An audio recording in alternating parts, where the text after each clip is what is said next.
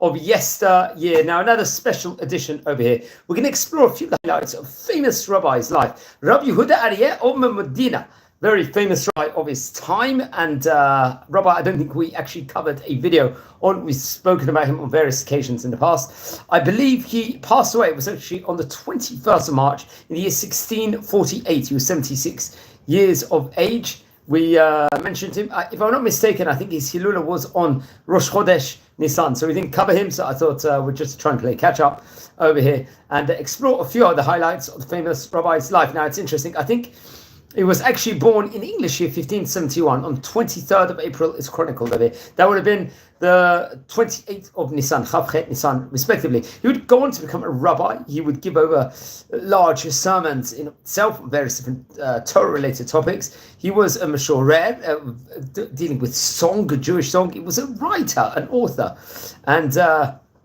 very much would, I think, edit and write various different Sfarim, respectively, a very famous rabbi of his time. Let's explore a few of the highlights of the famous rabbi's life. Now, it's actually interesting. I think there was an expulsion in France at one stage in time. His family had to endure, and they would migrate to Italy. So it was one of the famous scholars of Venice. Remember, Italy at that point in time was a bastion of Torah study in that specific place. I believe his father's name was Yitzchak, and his mother's name was Rachel Diana. They were obviously from the city of Modena in the, let's say, the Emilia-Romagna region in Italy. And I think it was a very respectable Jewish family that he actually came from. So we stated before. While he was young, he was known as an Ilui. Ilui is someone that was phenomenal when it came to Torah learning at that. It's reported over, he could, even at the age of 2.5 years old, was able to read the Haftarah inside the synagogue.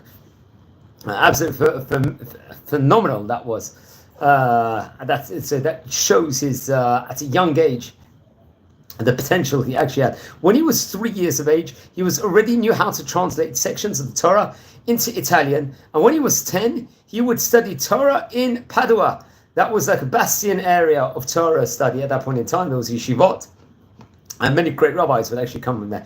He would at the same time expand, let's just say, and was very worldly within regards to education. He would learn Italian literature, music, acting and dance, it's reported over. When he was 19 years of age, he would get married to Rachel. I'm not too sure if it was a close cousin or a distant cousin, but that's what's reported over.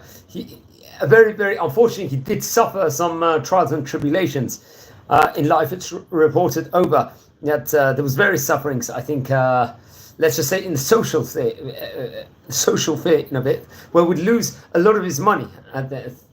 Also, I think one of his sons passed away, the second one was murdered, and the third one actually would go to Brazil and would only return after, I think, Yehuda would pass away.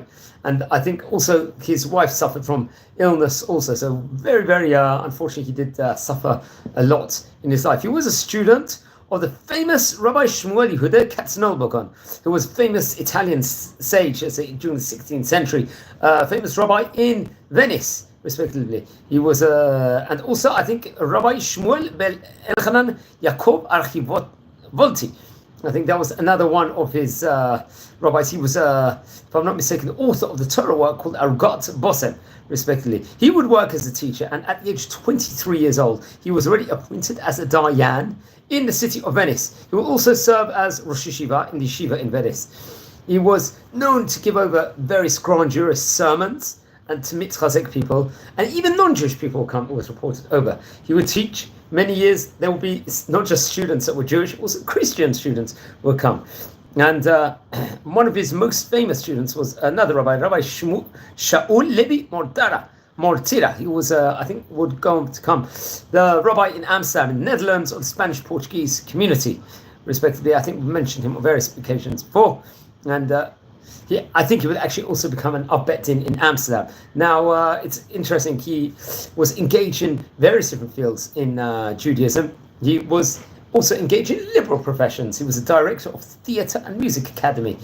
It's reported over. Now, he passed away, I believe, now there's different opinions. I believe it was the 27th of Adar, according to one opinion. But according to another opinion, it was the 1st of Nisan. So I can't verify that specifically. Now, he would write many different Torah books.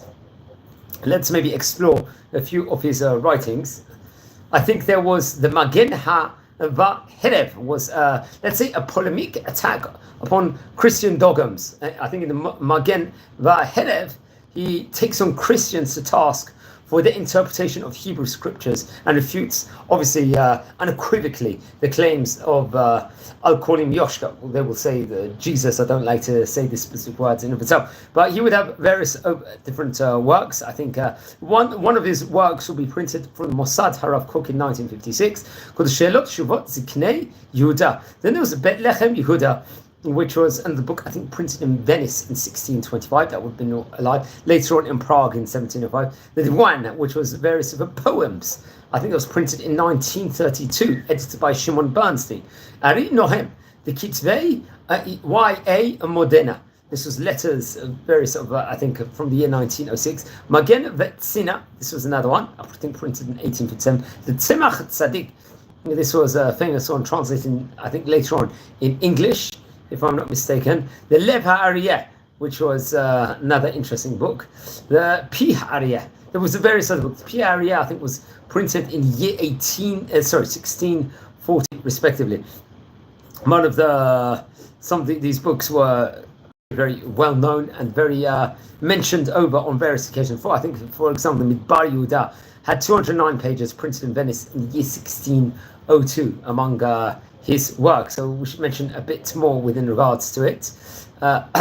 He would, many rabbis would use his books at later in time. I think even at the age of 13, he wrote various essays. He started at a very young age. He was talking about gambling. I think he actually suffered from a gambling addiction or some sort of problem within regards to that. So he would speak about it. Some of his works involved philosophy, literature, and very, very much within regards to that specific sphere. So I would recommend everyone to learn more about it. And please, everyone, don't forget to subscribe to the channel. We're a community here. We're learning about the famous rabbis of yesteryear. And wishing you all well. Take care. And just to explore his family line also, he would have children. The name of his children including Zvulun, Yitzhak, and Rav Mordechai. Pointed out. So I think he had daughters also. His grandfather from his father's side was Rav Mordechai, and from the side of his mother was Rav Yochanan Halevi Mepulia, I believe. And among his teachers, let's explore some of the teachers he had, including the Hamukubal Rav Eliakim, Bar Yeshua, Moshe Shrata, I hope I pronounced it, Rav Cheskia Pinci, Hamukubal Rav Malachi Galiko, Rav Aziel Besola, and Rav Shmuel Arki Yolati. Now he had famous students also, including Rav Abraham Lombroso, Rav Yosef Chamitz, Rav Shaul Levi Mortara.